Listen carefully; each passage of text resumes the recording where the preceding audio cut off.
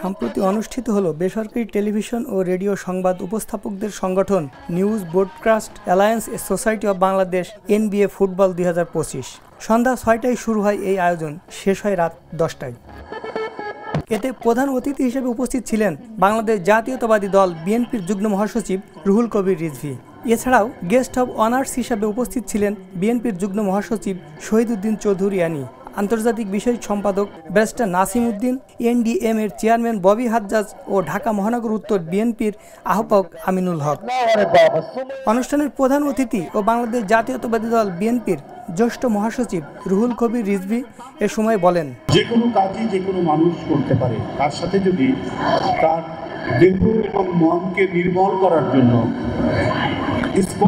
স্পোর্টসের যে কোনো শাখা, যে কোনো আইটেম এর সাথে যুক্ত হয়, নিঃসন্দেহে তার যে কাজের যে স্থানটি, সেখানে তার দায়িত্ব পালন করা অত্যন্ত প্রেরণাদায়ক, শক্তি বৃদ্ধি করবে এবং আরও ভালোভাবে সে দায়িত্ব পালন করবে।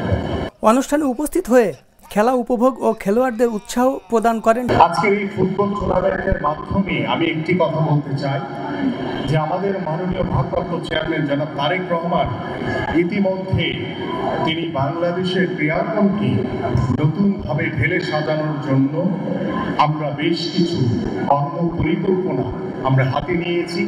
তারই ধারাবাহিকতায় আমরা ওই স্বৈরাচার আমল থেকেই আমরা আরাফাত রহমান উপস্থিতি ফুটবল টুর্নামেন্ট সারা বাংলাদেশের প্রত্যেকটি বিভাগে আমরা অনুষ্ঠিত করেছি এবং 5 তারিখের পরে আমরা 10ই জানুয়ারি আমরা জিয়া ক্রিকেট টুর্নামেন্ট সারা বাংলাদেশের প্রত্যেকটি বিভাগে আমরা অনুষ্ঠিত করেছি।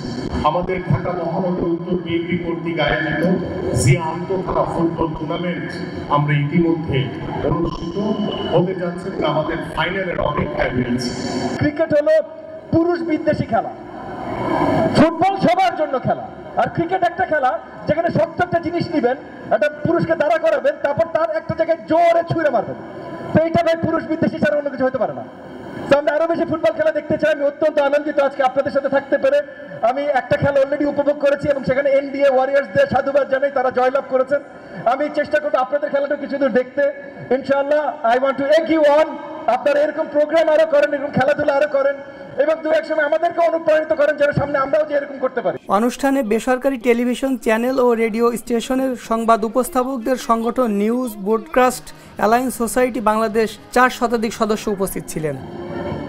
মোট 6টি দল ভাগ হয়ে এই ফুটবল টুর্নামেন্ট অংশ নেন দেশের বেসরকারি বিভিন্ন টেলিভিশন চ্যানেল ও রেডিও স্টেশনের সংবাদ উপস্থাপকরা। অনুষ্ঠানে বেসরকারি টেলিভিশন চ্যানেল ও রেডিও স্টেশনের সংবাদ উপস্থাপকদের সংগঠন news broadcast alliance society Bangladesh 4 শতাধিক সদস্য উপস্থিত ছিলেন। মোট 6টি দল ভাগ হয়ে এই ফুটবল টুর্নামেন্টে অংশ নেন দেশের বেসরকারি বিভিন্ন টেলিভিশন চ্যানেল ও রেডিও স্টেশনের সংবাদ উপস্থাপকরা। এই ফুটবল টুর্নামেন্টে সংগঠনের 3 শতাধিক সদস্য সহ গণ্যমান্য ব্যক্তিবর্গ উপস্থিত ছিলেন। Sohel Rana, the news.